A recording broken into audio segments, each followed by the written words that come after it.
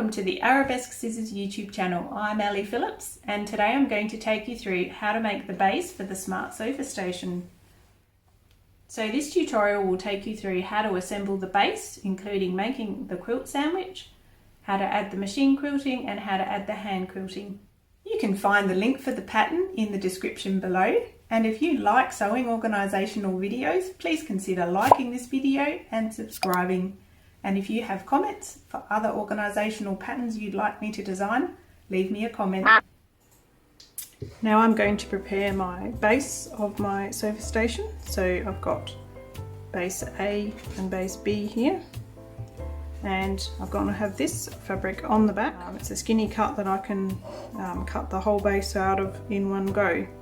But if you've got a fat quarter or something like that, you can actually piece your base to make the longer piece because this is quite a narrow piece.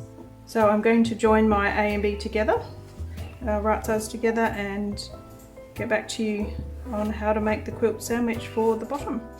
So I've got my quilt sandwich made here, and I'm just going to baste this with this spray basting spray because I'm actually going to use double batting here. And you really don't want this to shift on you, so you need to baste all of the layers. You don't need a lot of spray, but this really does help keep everything in place.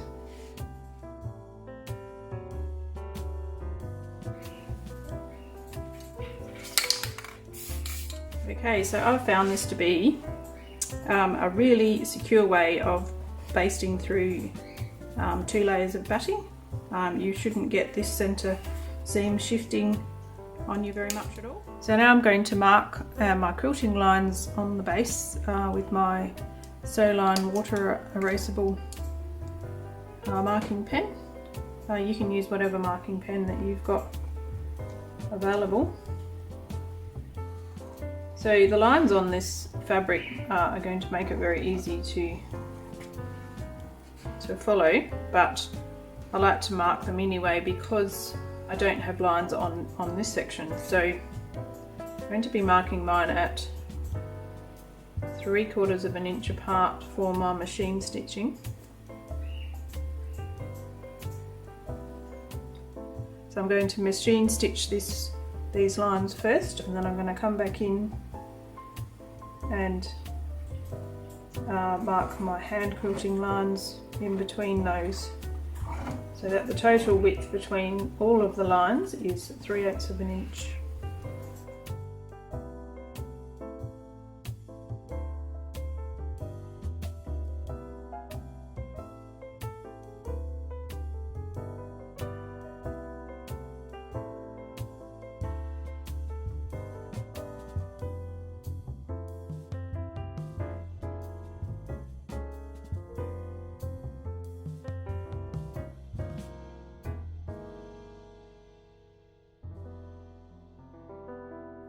So now it's time to switch off the sewing machine for a short time, grab a cup of tea and settle on the couch and just enjoy some rhythmical hand quilting. You're just going to stitch some lines down the center of the machine stitching that you've already done, and just enjoy adding this beautiful texture and a little note of hand quilting into the work that you've already done. It ends up with a beautiful squishy nature, and you'll just enjoy looking at it as you continue to use your work.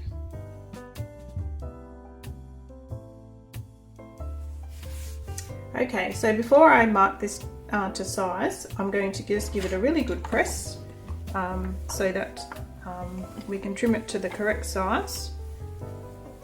So the squishiness that we love about this just needs to be flattened out temporarily, so that we can fit the pockets to size. Okay, so I'm going to mark this to size. So just put your ruler on top of the base, onto base A. Check that your lines are all straight and just sort of pull them into alignment if you notice they're a bit warpy. Okay, and now I'm just going to mark. This is going to be my cutting line here.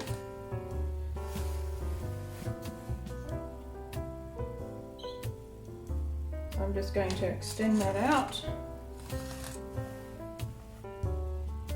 so you can get the length of the base B that you need.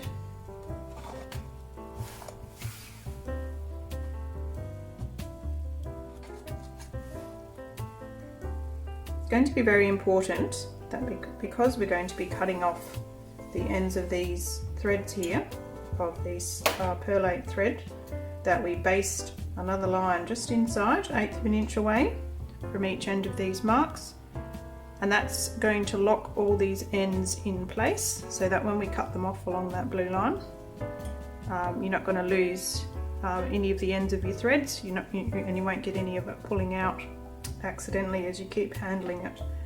Okay, so I'm just going to take this to my machine and I'm going to baste along each end of this at an 1/8 of an inch seam allowance. Okay, so I've basted along here, and I've also measured the width of my base to determine that I do want to cut it. I'm going to trim a very tiny bit off here, so I've also basted even closer along the edges, along both long edges here. So now I'm just going to cut this to size. Okay, so we've got the base nicely cut to size here, and I'm just going to demonstrate the principle for rounding the corners of the base, which is also the same for rounding the corners of each of the pockets. So you need to take your large corner template and place it in one of the corners like so. So you want to make sure that this is parallel with your stitching line here and perpendicular with your stitching line here. Just sitting out just a little smidge away from the edge so that I can get my pen right on the edge there, and then trace along that curve. You can see that if you've got it right on the edge there, you can't actually get your pen to draw on it, so that is going to be our cutting line. I need to repeat this for each of the remaining 3 corners of the base. Next step that I like to do is take this back to the machine and baste again at an 1/8 of an inch seam allowance away from this line, just on the inside of this line.